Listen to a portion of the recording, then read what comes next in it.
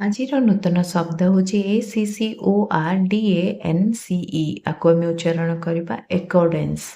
ଏକର୍ଡେନ୍ସ ଏକର୍ଡେନ୍ସର ଅର୍ଥ ହେଉଛି କୌଣସି ନିୟମ, ଆଦେଶ କିମ୍ବା କଥାକୁ ମାନି ଚଳିବା କିମ୍ବା ତା ସହ ମେଳ ରଖିବା।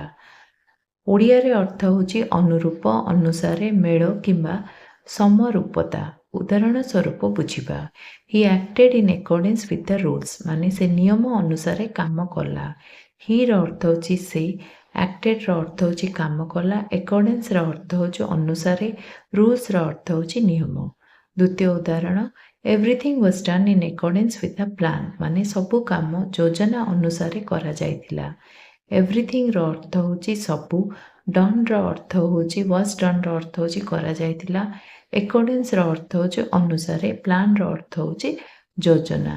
ଏମିତି ଭିଡ଼ିଓ ଦେଖିବା ପାଇଁ ଚ୍ୟାନେଲ୍ ସହିତ ଯୋଡ଼ି ରୁହନ୍ତୁ। ଚ୍ୟାନେଲକୁ ଲାଇକ୍, ସେୟାର, ସବସ୍କ୍ରାଇବ୍ କରିବେ। ରହିଲି, ନମସ୍କାର, ଜୟ ଜଗନ୍ନାଥ।